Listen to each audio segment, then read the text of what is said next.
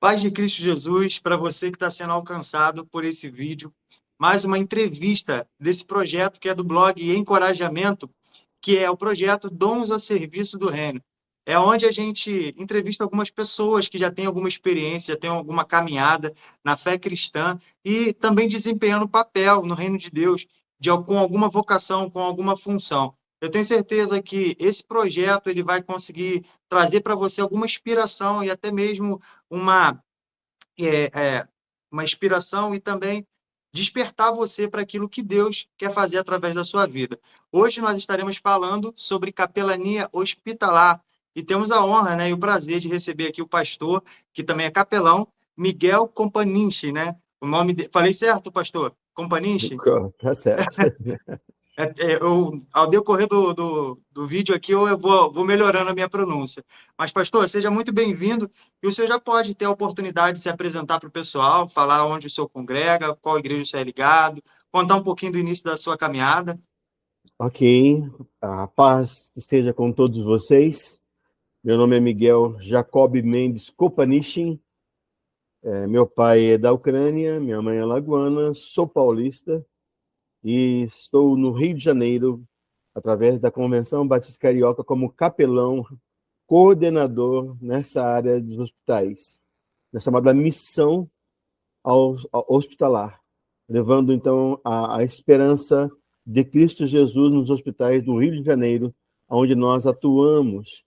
E eu sou membro da Primeira Batista de Jacarepaguá, da qual sou membro da igreja, mas a minha função como missionário capelão pela Convenção Batista Carioca. Quem é o Miguel? Positivo, como é que o senhor se definiria?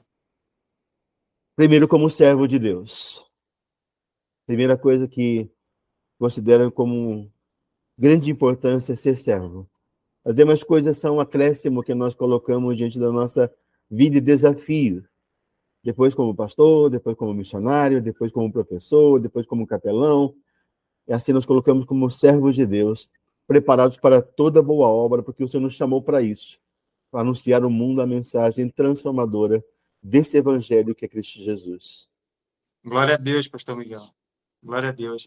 É interessante o senhor falar isso, né? Porque às vezes a gente vai perguntar para alguma pessoa, né? E a pessoa ela diz: "Não, eu sou pastor Miguel, eu sou pastor Pedro", né? Sendo que isso perde um pouco a função, porque perde um pouco o sentido, porque o pastoreio, né? É uma função, é uma vocação. E aquilo que nós somos na nossa essência é servos do Senhor, escravos de Cristo, né? Estamos aqui Exatamente para isso. servi-lo, né? Glória a Deus. Pastor Miguel, há quanto tempo o senhor teve seu encontro com Deus e como é que o senhor resumiria, né, um pouco desse seu início de caminhada com Cristo, né, desde lá do início, claro, até os dias de hoje? Como é que o senhor definiria isso para a gente? Como é que o senhor traria isso para nós aqui? Como experiência como ser humano, eu ainda não tinha conhecimento dessa salvação em Jesus Cristo. Estava eu com meus 12 anos de idade, deitado em minha cama e ouvi a voz me chamar, Miguel. Eu levantei, Miguel, por 3 vezes chamou-me pelo meu nome, mas eu não conhecia o Senhor ainda. Não sabia quem era, quem me chamava. E por 3 vezes levantei e falei com meus pais. Me chamaram? Me chamaram? Não, não chamei não. E ali, então, fui crescendo, desenvolvendo, aprendendo, fui convidado para uma igreja evangélica a participar de um culto. Eu comecei assim meio desconfiado, porque eu não tinha conhecimento de quem eram esses evangélicos. E quando eu entrei na igreja e fui bem recebido pelas pessoas, havia no semblante delas o carinho de Cristo, o semblante de Cristo, a alegria de Cristo. Eu vi algo diferente. E quando comecei então a estudar a Bíblia, então lá em Samuel, quando li Samuel, Samuel, Miguel, Miguel, Miguel, e eu lembrei então da chamada do Senhor e dali em diante então me preparei. Foram 2 anos de preparação, capacitação, treinamento, assumi a União de Jovens. Eu vim lá do interior de São Paulo, vim lá de Assis, onde eu nasci. É uma cidade pequena, mas naquele chamado de Deus na minha vida, para minha vida, tornei-me líder dos jovens. Nós saímos para acampamento de jovens No ano seguinte, assumi a liderança dos jovens, comecei a pregar nas congregações, eu copiava a mensagem do pastor, e ia então nas pequenas congregações e pregava a mensagem que o pastor pregou. Fazia uma cópia da mensagem. E ali, então, fui fazendo o trabalho missionário espontaneamente. Aquela chamada do Miguel começou a tornar-se realidade na minha vida. Então, depois de 2 anos de frequentar a Igreja Batista lá em Assis, eu senti o chamado para o ministério. E em 1983, vim para o Rio de Janeiro, no Seminário Teológico Batista do Sul do Brasil, para me formar como bacharel em teologia. E dali em diante, então, vim conhecendo, aprendendo, me envolvendo, a experiência de vida como seminarista em lugares bem desafiadores, em comunidades pesadíssimas. Eu nunca tinha conhecido um trabalho nessa área, dentro de comunidades. Foi a minha primeira experiência num trabalho com pessoas que estão assim envolvidos com situações bem, bem difíceis. Nesses 2 primeiros anos da minha vida, de 83, 84, foi em comunidades. Depois de 85, 86, foi na Zona Sul, da pobreza extrema para a riqueza extrema. Eu conheci os 2 lados da vida do ser humano e desse conhecimento, até chegar ao convite para ser missionário capelão nos hospitais. E hoje estou com 37 anos de ministério. Uau, glória a Deus. 37 anos é mais do que a minha idade, só para fins de só para Exatamente. fins de Eu ainda estou detalhe. aprendendo ainda, Tiago. Eu estou aprendendo muito ainda. Mas Eu não glória, sei tudo. glória a Deus, glória a Deus. E, pastor, conta para a gente, né? O senhor já começou a pincelar aí sobre a capelania hospitalar, né? Mas como é que foi para o senhor esse início, né? Como é que o senhor se sentiu despertado a estudar teologia e aí decidiu afocar o seu ministério na capelania hospitalar?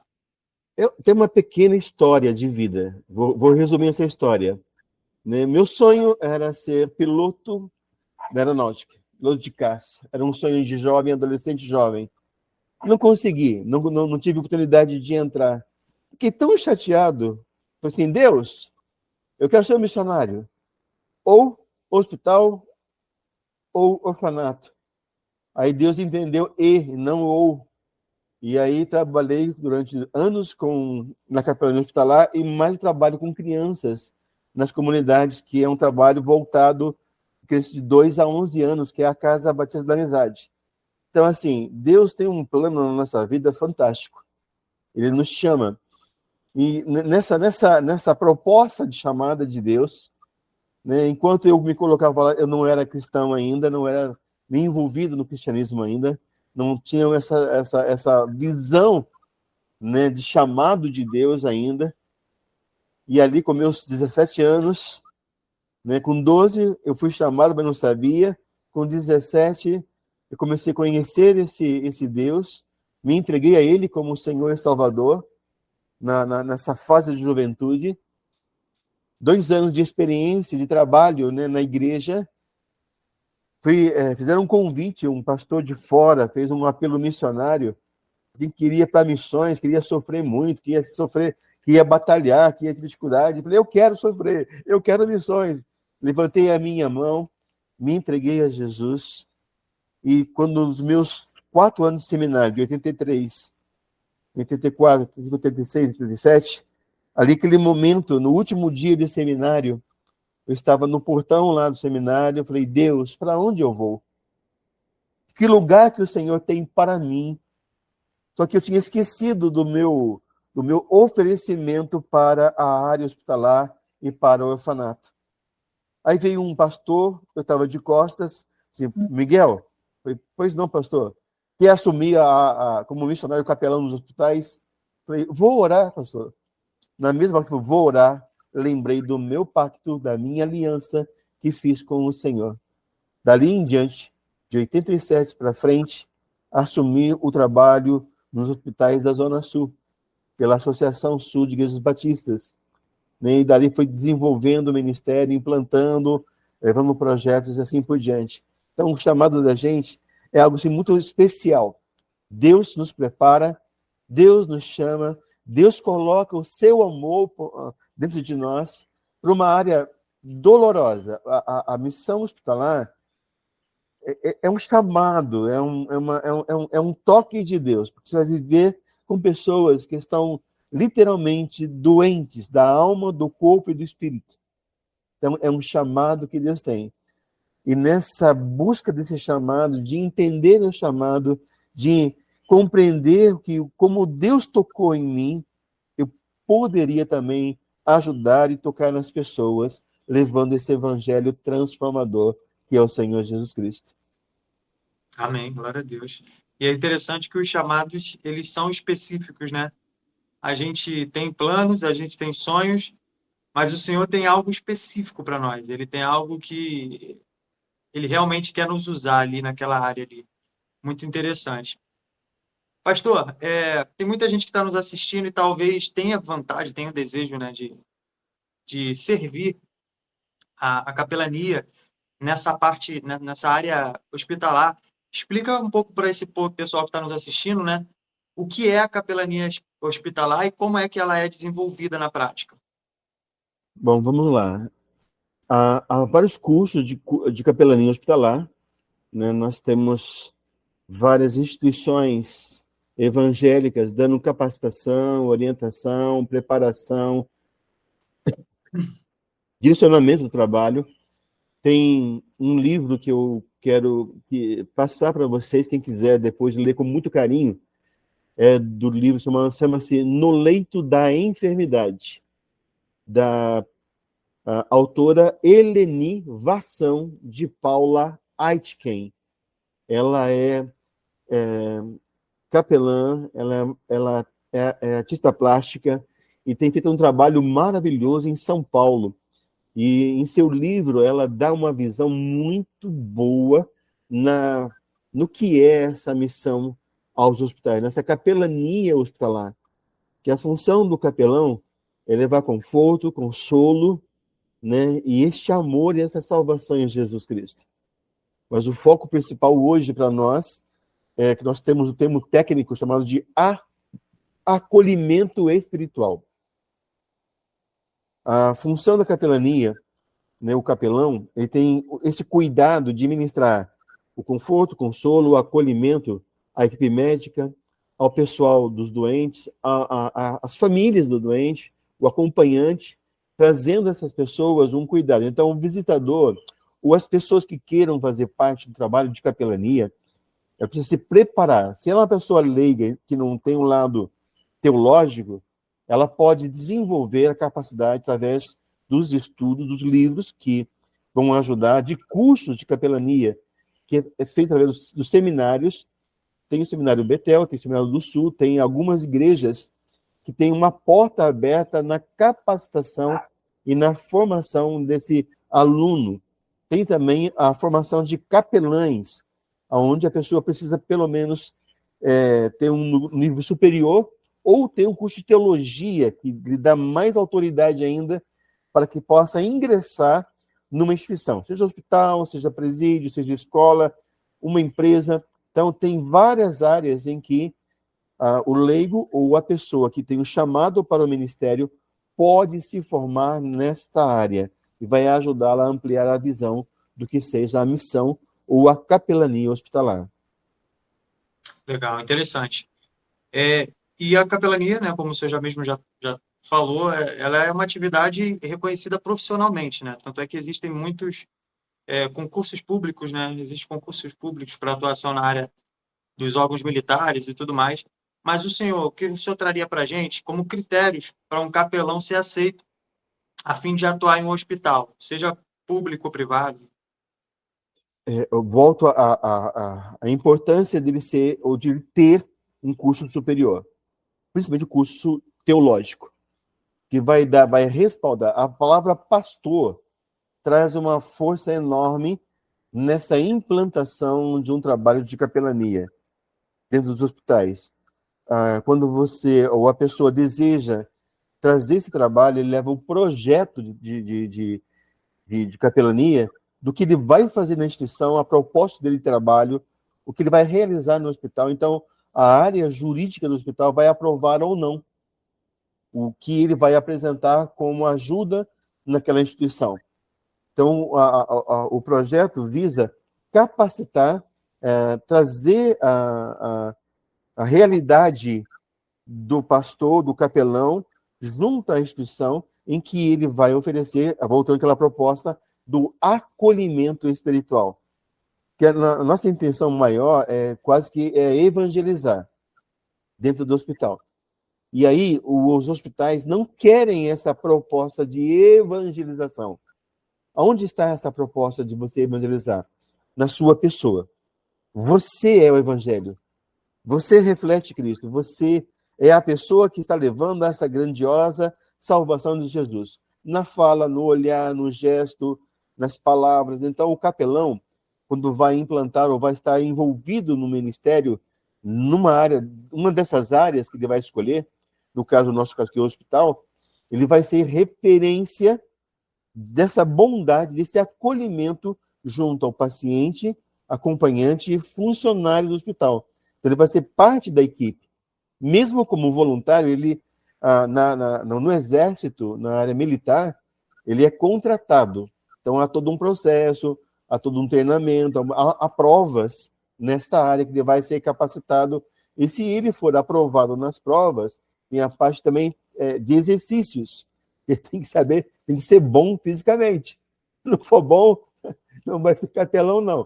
Tem que estar com a saúde, com nota 10. Então, a pessoa que vai para a área militar como capelão tem que ter conhecimento teológico, tem que ter pelo menos de 3 a 5 anos de experiência numa igreja, como pastor de igreja local, tem que saber pastorear, tem que ter experiências práticas de capelania e mais a parte teórica, que são as provas que ele realiza. Já na área civil, ao implantar um trabalho de capelania, ele vai precisar ter o apoio da igreja local. Por exemplo, a igreja o tem como missionário capelão em um hospital. A igreja vai dar todo o respaldo jurídico e legal para respaldar o hospital, porque o hospital não pode ter um capelão, ou não pode pagar um capelão. Mas a igreja pode, ou a associação pode, ou uma convenção da sua igreja pode tê-lo como seu missionário capelão. E com isso, então, ele vai ter uma segurança de levar a proposta ao hospital, o hospital vai se sentir tranquilo em receber esse missionário e tê-lo como capelão na instituição, respaldado pela sua igreja ou a sua instituição. Isso vai dar facilidade na implantação da capelania. Legal, É meio legal. complicadinho, mas é um processo. Eu achei bem claro. Eu achei que foi ali a especificação para um caminho e para outro caminho também de trabalho, né? Vamos dizer assim. Existem, né, treinamentos ou cursos específicos além da teologia? O senhor já pincelou sobre isso, né? Para quem deseja ser voluntário no hospital, mesmo que a pessoa não seja capelão, e aí já é para o leigo, né? Já é para a pessoa que não Isso. tem formação, né? E aí o que o senhor indicaria? Quais cursos devem ser realizados? Eu vou colocar aqui uma proposta de pesquisa. Nós, pela Convenção Batista Carioca, Tiago, nós temos um Sim. site de missõesrio.com.br. Em Missões Rio, você tem todas as áreas, hospitalar, prisional, escolar, você tem um trabalho com enlutados. Então, cada missionário na sua área, ele oferece treinamento e capacitação. Então, a igreja local, seja qual for a sua igreja, seja batista, seja outra igreja, né, que não ligada aos batistas, mas ao povo de Deus, ao povo evangélico, há uma preparação dessa formação de liderança. Agora, em novembro, eu vou dar uma capacitação numa igreja local ali em Jacarepaguá. Vou preparar a igreja, vou preparar pessoas leigas e também pastores para orientar na forma adequada, não somente no hospital, mas nas casas. Como visitar um doente. Há muita boa intenção. A pessoa quer ajudar, mas a palavra da pessoa, ela acaba mais ferindo, destruindo, machucando, levando a pessoa a desistir da sua fé.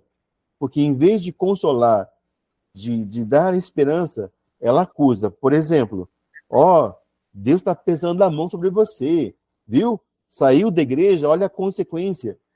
Vão ter que voltar. Se não voltar, você vai para o inferno. Então, é ameaça.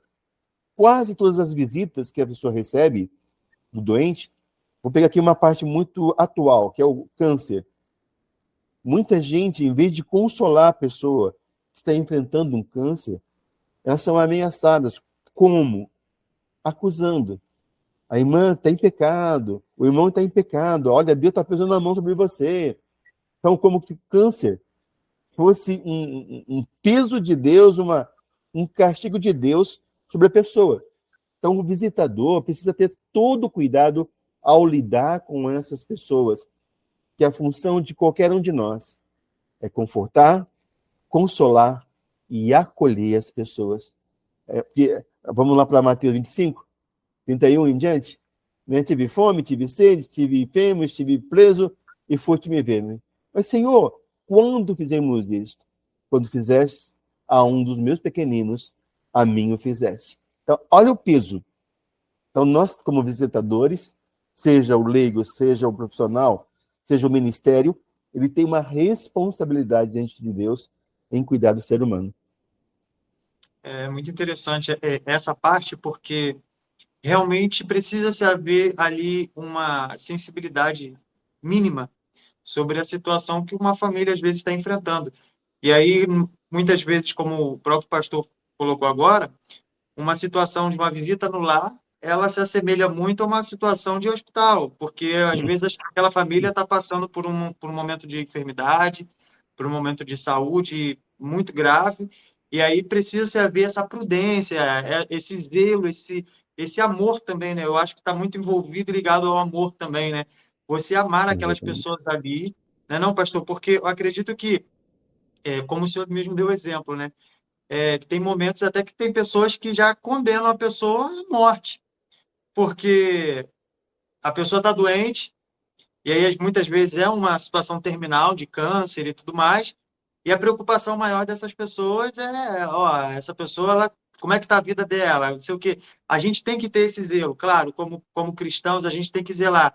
Mas eu acho que existem formas da gente fazer isso, da gente trazer essa responsabilidade, essa realidade também, de uma forma, acho que um pouco mais zelosa, né? Sem trazer, de fato, mais tristeza ou mais angústia, né? Para aquele lar ou Sim. para aquela família. Se eu estiver falando alguma besteira, o senhor pode até Não, me está corrigir, tá bom, certíssimo. pastor? A ideia é essa mesmo. E quando você Porque, está me compartilhando aquilo que está com você, também está ensinando, está ajudando as pessoas a compreenderem o seu chamado. exato, exato. E acho que é isso, né? Acho que é isso. O evangelho é isso, é a gente ser pessoas que trazem cura para as dores, né, das pessoas também. Pastor, na prática, o que diferencia um capelão, né? Um capelão, e aí a gente coloca uma pessoa que já é formada, que já tem a técnica, que tem o ministério, tem a vocação, para uma pessoa que se voluntaria, né? Um voluntário comum no serviço de atendimento aos doentes de um hospital. Bom, vamos lá. A parte mais técnica de um responsável por coordenar um trabalho, o capelão ele coordena, ele tem toda a responsabilidade de preparação, de cuidado, do material, de como fazer, como proceder, de entrar em lugares que ninguém pode entrar, só o capelão. Então, a pessoa que está à frente do trabalho respondendo, ela tem sobre si toda a responsabilidade do cuidado dessa área da formação, porque o voluntário, a pessoa que está disponível ali, que faz parte da capelania, o chamado leigo, que para mim o leigo ele é lindo, ele é importante, ele é uma pessoa maravilhosa, porque sem ele, né, quando fala de leigo, a gente fala de pessoas que são pessoas da equipe médica, são pessoas que são advogados, são pessoas que têm, assim, mas são, entre aspas, né, não tem a área pastoral, mas são pessoas de um grande valor, tanto quanto um capelão tem. O que pesa mais para o capelão é a sua responsabilidade, porque se esse voluntário errar, todo o trabalho é fechado. E quem responde é o capelão. Se der algum problema jurídico, a pessoa do leigo não tem nada a ver, quem vai responder é o capelão. Então, toda a construção, a formação, a capacitação, o treinamento, a orientação, a direcionamento dos voluntários cabe ao capelão. E o voluntário está debaixo dessa autoridade do capelão. Vou pegar aqui o meu exemplo de caminhada. Nos hospitais eu tenho várias pessoas de várias igrejas, mas a linguagem dentro do hospital é uma só. A gente não tem pessoas falando uma língua diferente. Não tem pessoas dizendo, olha, eu quero desse jeito, eu falo desse jeito, é dessa forma que eu quero que faça. Não pode, não tem como. Porque se ele causar um problema, todo o trabalho de todas as pessoas, de todas as igrejas que estão com a gente, fecha. Porque por causa de todos vão pagar um preço muito alto. Então o capelão está caminhando, orientando, treinando e capacitando as pessoas da capelania, os voluntários, tem valor tanto quanto o capelão desse cuidado junto à instituição. Então, ele é importantíssimo, sim, mas o capelão ele responde legalmente. Né? Eu falo para a minha equipe, olha, se vocês acertarem, glória a Deus, mas se errarem, a culpa é minha. Então, não errem. Legal, Não muito errem, legal. não errem. E eu acho que é uma junção, né? É uma junção da experiência e responsabilidade do capelão, né, com a disposição, né, e o amor também, né, dos voluntários, porque a maioria das pessoas, eu imagino, que se voluntariam são pessoas cheias de disposição, muitas vezes Exatamente. sem técnica, mas com muita disposição, com muito amor no coração, né, e eu acho isso bacana, que uma coisa completa a outra, né, pastor? Exatamente. Pastor, como é que o senhor acha que as igrejas elas podem se capacitar para desenvolverem um trabalho com propósitos mais definidos, né, com os membros enfermos e com os doentes da comunidade? Como é que as igrejas poderiam trabalhar essa parte da capelania, né, de visitas aos enfermos de fato, com mais ali mais eficácia? Eu acredito, dentro da visão bíblica, que são os dons e os talentos que cada um tem. Não precisa colocar alguém que mexe como pedreiro e mandá-lo fazer lá o arroz e o feijão. Ele pode até fazer, mas não vai ficar bom. Mas pegar um irmão que gosta de cozinhar, o arroz e o feijão vai ser uma delícia. E o pedreiro vai ser excelente na sua parede, ali na sua construção, e não vai ficar torta. A mesma coisa no trabalho da misericórdia, da compaixão, do amor. Nós temos isso. Eu chamo isso, para a nossa realidade como igreja, do fruto do Espírito. Está lá em Gálatas 5, 22 em diante. Que é o amor, a paz, a longanimidade, a benignidade, a bondade, a mansidão, o domínio próprio, a alegria. Então, o fruto do Espírito está em cada um de nós. E a pessoa dentro da sua igreja local, ela pode se preparar? Pode. Como? O primeiro passo é falar com o seu pastor. Pastor, eu quero servir na obra do Senhor. A área hospitalar. Pastor, eu quero para os hospitais. Na missão, em missõesrio.com.br, ali tem várias áreas que a pessoa pode se voluntariar e depois levar para a sua igreja, capacitar a sua igreja naquilo que ela aprendeu. Mas posso ir sozinha? Pode. Você vai aprender, desenvolver, mas você vai levar para a sua igreja. Então, a gente forma a liderança para que a igreja local, a sua igreja, se desenvolva. Eu estou como uma voluntária de uma igreja, que a igreja dela é mais para um culto interno, não é para missões. Achei, assim, interessante, fiquei pensando, mas tudo bem. Mas eu quero ir para fora, eu quero fazer missões. Então, essa irmã pediu permissão ao pastor para ser missionária lá fora. E está comigo, sendo treinada na área hospitalar, para levar para a sua igreja essa visão de missões. Olha que coisa interessante, linda. Para mim, é algo lindo. Né, do coração dessa irmã, com o pastor autorizando, acompanhando os membros. Quando alguém da sua igreja ou das nossas igrejas querem ser voluntário, para ser voluntário, Tiago, a igreja tem que enviar uma carta de recomendação. Olha, o irmão Tiago está em plena comunhão com a igreja, está apto e nós autorizamos ele a entrar. Se não deixar, se o seu pastor não deixar, não vai entrar, não. Então, é esse cuidado que nós temos na preparação da igreja local. A pessoa vai aprender na parte técnica, na parte teológica, na parte bíblica, na parte de vivência, algo real, e vai levar para a sua igreja aquilo que ela está aprendendo. E o seu pastor vai acompanhar esse líder para que ele possa ser bênção na igreja local e formar novos líderes. Então, a igreja é um potencial na formação de missionários, de visitadores, de capacitadores, de gente preparada para toda boa obra, inclusive, não somente nos hospitais, mas presídio, degase, socioeducativo, enlutados, né, trabalho de rua, trabalho com criança, na Cristolândia. Então, você tem uma gama, a igreja tem uma gama de trabalho para alcançar milhares de vidas. Como a própria palavra diz, né? Poucos são os ceifeiros, mas o campo é muito grande, né? Gigante. Então, precisa-se de trabalhadores. Pastor Miguel, e o que o senhor acha a respeito da necessidade das pessoas se despertarem também para buscar essa capacitação, esse treinamento, não somente para a área de capelania hospitalar, o senhor pode até aprofundar mais isso, mas independente da área ministerial, se dedicar, assim como a gente se dedica para as nossas coisas pessoais, né? O que o senhor acha a respeito dessa necessidade da gente também se aperfeiçoar naquilo que é para o reino? Eu vou trazer à memória aquilo que Paulo fala: olhai de tudo, aprendei de tudo, mas retenha o que é bom. Então a gente tem uma missão, a igreja do Senhor, cada jovem, cada irmão, cada um de nós, cada um que tem o chamado, tem uma missão, e essa missão precisa ser cumprida.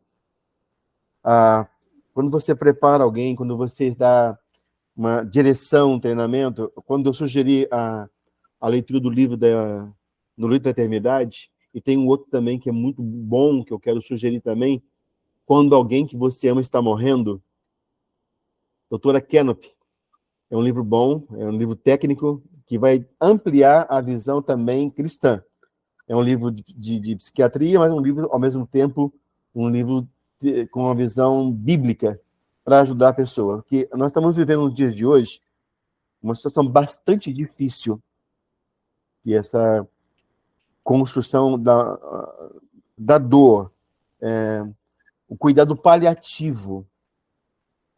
Os dias estão tão difíceis que a parte da doença oncológica está atingindo do menor ao maior, do mais simples ao mais graduado, da pessoa mais pobre à pessoa mais rica. Então, é uma doença que está causando muitas dores. Então, como enfrentar essas doenças? Como a igreja pode se preparar? Eu não falo igreja, eu falo você, cada um de vocês, cada um de nós. Nos prepararmos cada dia para enfrentarmos a nossa própria dor.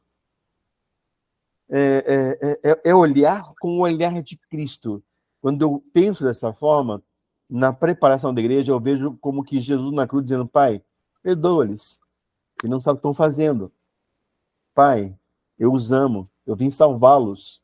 Então, a missão da igreja é olhar para o mundo, olhar para as pessoas, dizer: Senhor, eu quero salvá-los, usa a minha vida.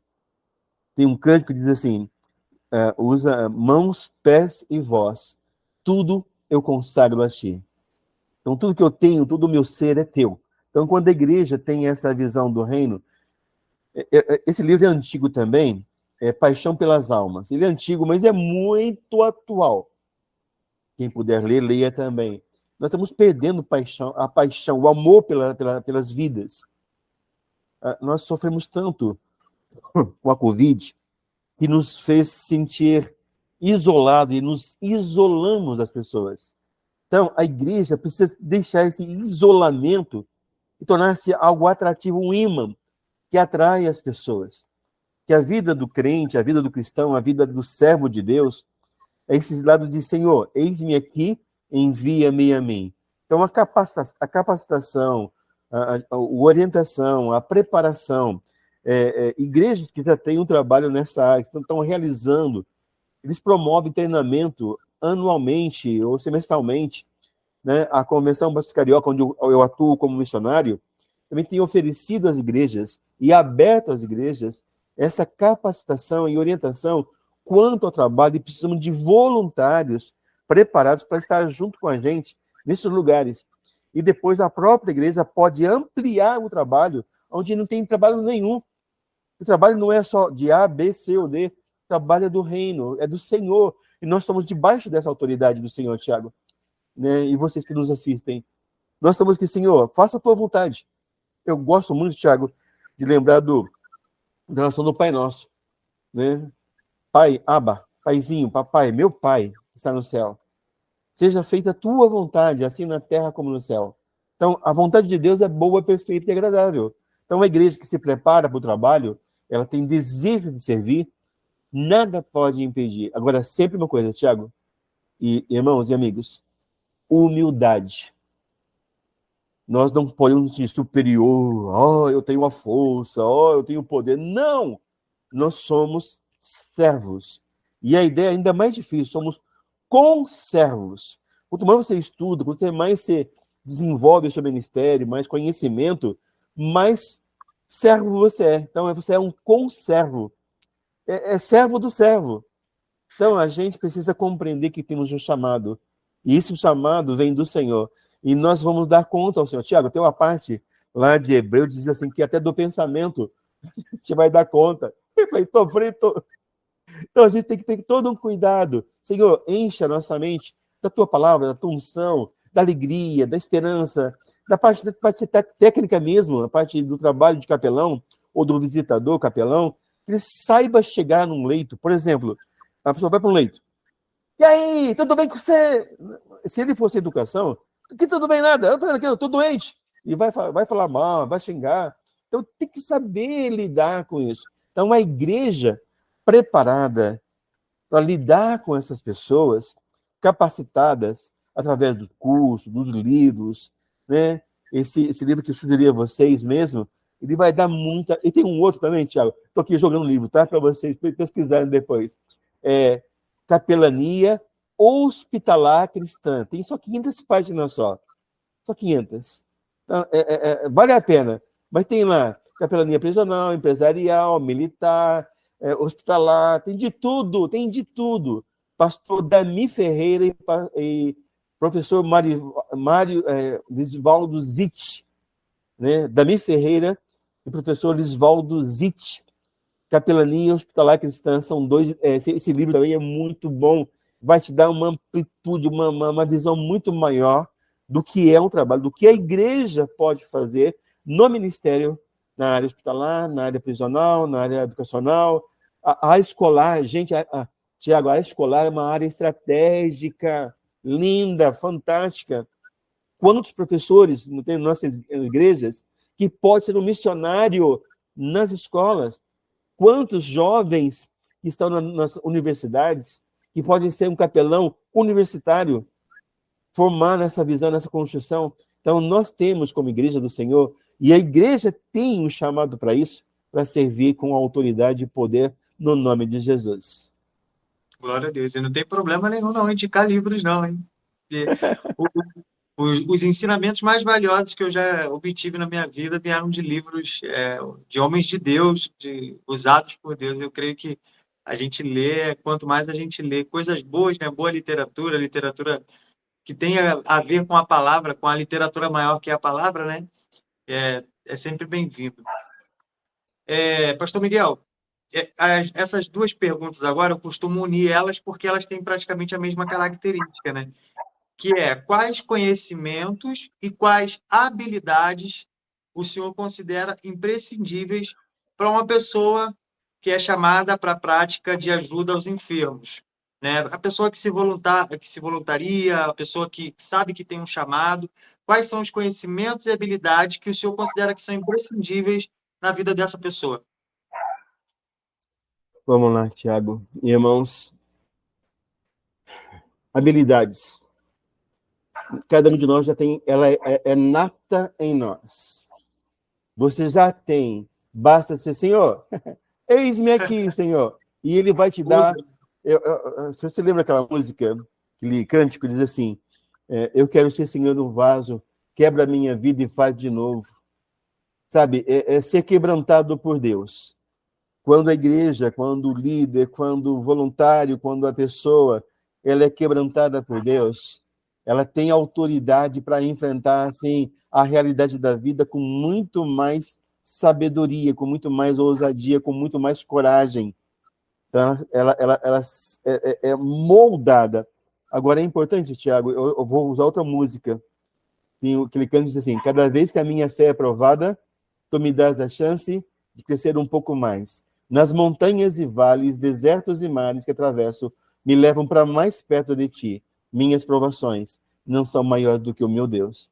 Então, quanto mais você passa pela provação, pelas experiências de vida, mais autoridade você tem. Quanto mais você anda com Deus, mais autoridade você tem. Quanto mais a igreja anda com Deus, quanto mais você que nos assiste andar com Deus, né? Então, assim, não é que eu queira que você passe pelas provas, não é que você queira que você passe pela dor, mas vamos lá, Salmo 23. Ainda que eu ande pelo vale da sombra da morte, não temerei mal nenhum. Você está preparado para enfrentar a sua morte? Você quer morrer? Se você morrer agora, vai para o céu? É sim ou não? É a pergunta que eu faço à igreja, a vocês que nos assistem. Se você morrer agora, vai para o céu? A resposta é sim, vou. Então, a tua certeza dará àquela pessoa assistida, poxa, aquela pessoa, ela tem convicção, ela acredita, ela tem fé. Eu acho que vou, eu não sei. Aí está perdida. Então, a igreja, ela tem na sua pessoa, na sua entranha, essa alegria de servir ao Rei dos Reis. No hebraico, a palavra Yahvé Rafá é o Deus que cura. Quando vocês dizem, olha, estou aqui para orar por você, você está pedindo a Deus cura, só que você não vai falar cura para a pessoa. Mas a tua fé, teu amor, teu desejo, a tua oração dentro de você, não falando para a pessoa, é você e Deus. Senhor, esta vida precisa de ti. Então a tua fé vai ser algo tão gostoso que a pessoa que está sendo assistida vai dizer, essa pessoa é uma pessoa de Deus. Este homem ou esta mulher é um homem de Deus, uma mulher de Deus. Então elas vão falar de vocês. As pessoas vão falar da igreja que se prepara, que se coloca à disposição. Vou voltar lá no comecinho lá dos evangelhos. Aprendei de mim, que sou manso e humilde de coração, e vocês vão encontrar força, descanso para vossas almas. O que adianta o homem, a igreja, o poder ganhar o mundo todo e perder a sua alma? Então a gente tem uma missão? Tem. E essa missão é consolar, confortar, acolher, e que as pessoas vejam em nós Jesus. E nessa missão que a igreja tem, ela fala a obra que Deus os chamou para fazer.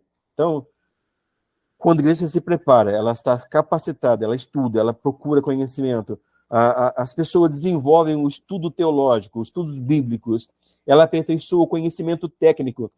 Ela está dando para Deus, ó, Senhor, aqui está a minha vida, usa-me. Então, a maior característica, né, que acho que resume tudo é a entrega ao Senhor, né? A entrega da vida ao Senhor, que o mais ele capacita, o mais ele faz. Glória a Deus. Amém.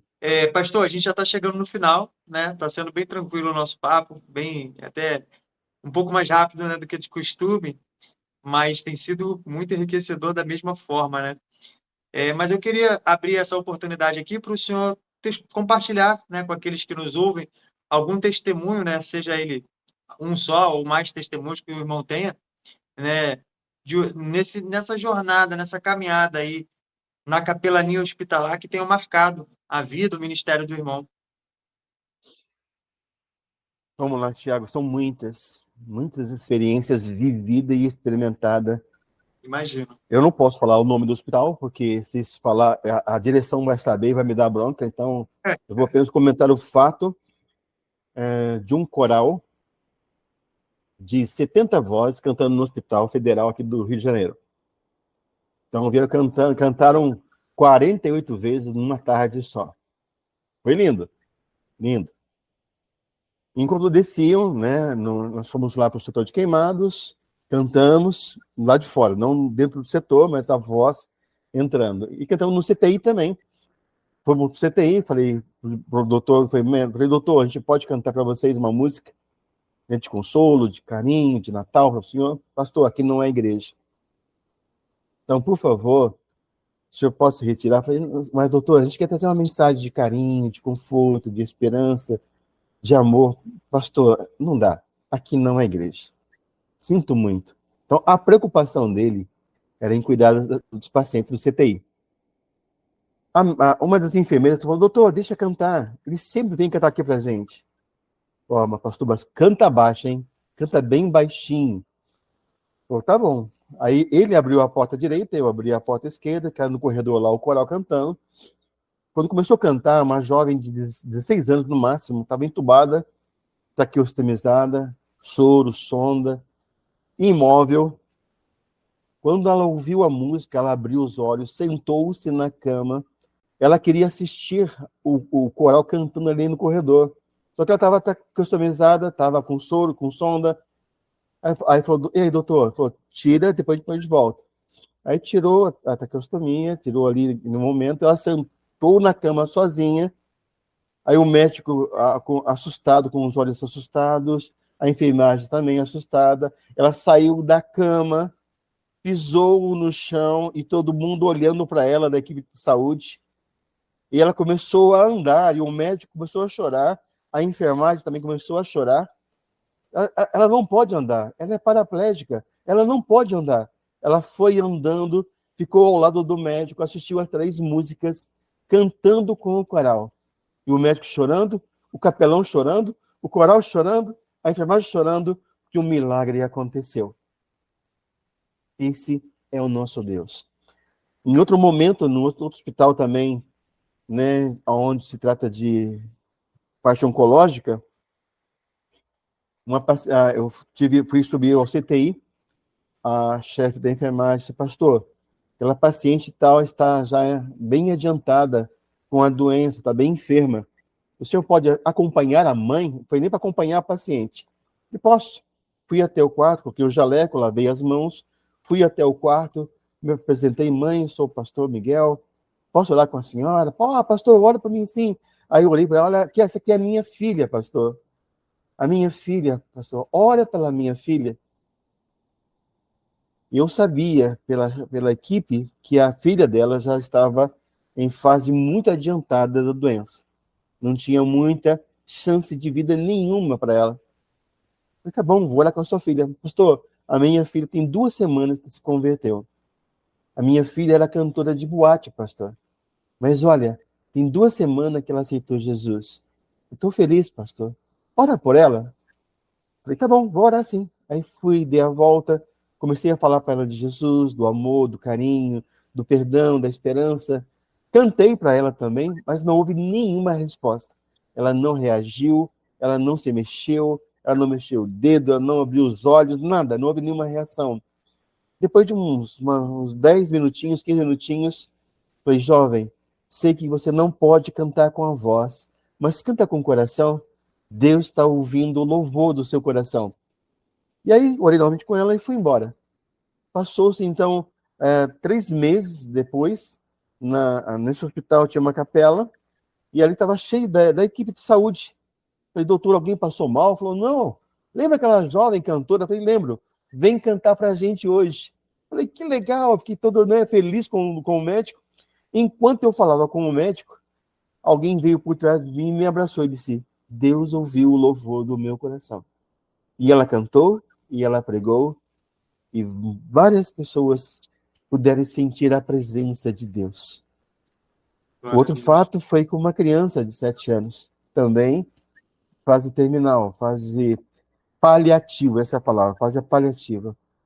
Cheguei no setor também, estava lá a chefe da enfermagem, pastor, dá uma assistência para aquela pessoa, para aquela mãe, está difícil ali, aquela criança está muito dificuldade.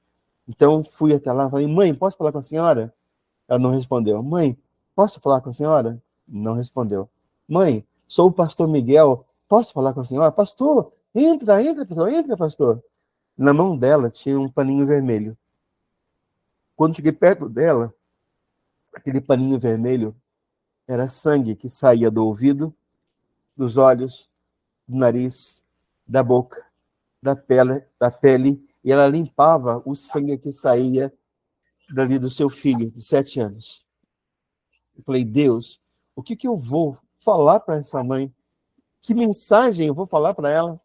E Deus disse, diga a ela que eu tenho um propósito. Eu falei, mãe, Deus tem um propósito para a sua vida e para o seu filho. Aí eu abri a Bíblia, falei com ela do Salmo 77:5. Entrega teu filho, entrega a tua vida, entrega a tua família ao Senhor. Confia nele, o mais ele fará.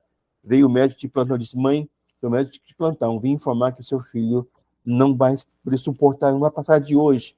E a mãe disse, chorou, o médico saiu e disse, mãe, Deus tem um propósito. Voltei no segundo domingo, nesse hospital, fui novamente lá no setor, estava lá a criança do mesmo jeito. Hemorragia, ouvido, olhos, nariz, boca, a pele eliminava sangue, e a mãe limpava o sangue daquela criança. Foi assim, Senhor, o que eu vou falar para essa pessoa? Diga a ela que eu tenho um propósito. Falei, mãe, Deus tem um propósito para a sua vida. E aí li o Salmo 40 para ela, verso 1. Esperei com paciência em Deus, ele se inclinou para mim e ouviu o meu clamor, a minha oração. E ali, então, orei com ela novamente. Aí veio outro médico e disse, mãe, não tem jeito, seu filho não vai suportar, de hoje não passa. O médico saiu, a mãe estava chorando, falei, mãe, Deus tem um propósito. Fui embora, voltei no terceiro domingo, fui lá ao setor, lá estava do mesmo jeito o menino. Entrei no quarto, falei com a mãe, estava o pai junto, orei com o pai, falei com o pai, comecei a ler para eles o Salmo 23. E quando entrou, né, naquela parte, ainda que eu ande pelo vale da sombra da morte, disse então outro médico de plantão, mãe, não tem mais jeito. Nem a ciência, nem a medicina pode ajudar. Eu sinto muito. O pai chorando, o pai desesperado. O médico saiu e disse, ainda que nós andemos pelo vale da sombra da morte, não temeremos mal nenhum, porque Deus está conosco. Aí o pai saiu desesperado, triste para fora do CTI. Aí, pastor, ajuda meu esposo.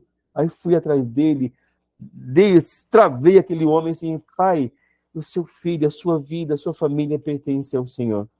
Naquele momento o pai chorou, disse, olha, Deus, aumenta a minha fé. Aumenta a minha fé. Eu não aguento mais, aumenta a minha fé.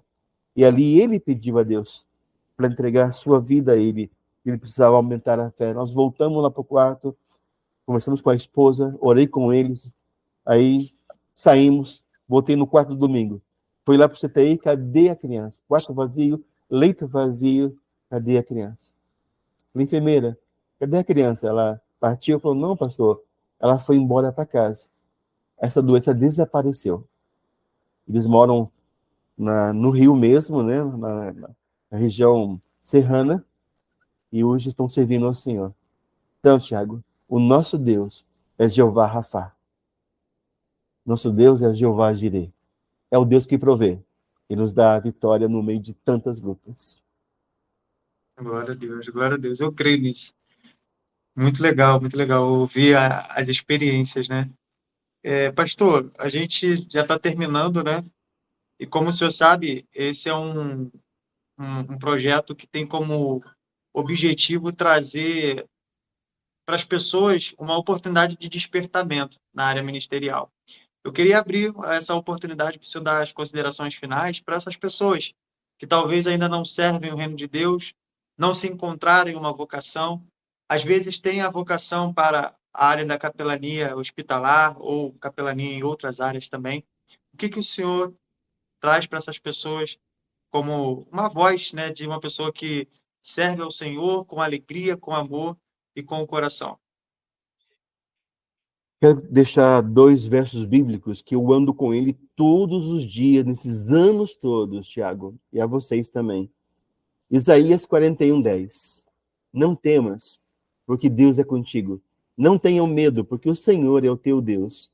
Ele te esforça, ele te ajuda, ele te sustenta com a destra da sua justiça. Em Jeremias 33:3. Clama a mim, e responder-te-ei e anunciar-te-ei coisas grandes e ocultas que não sabes ainda.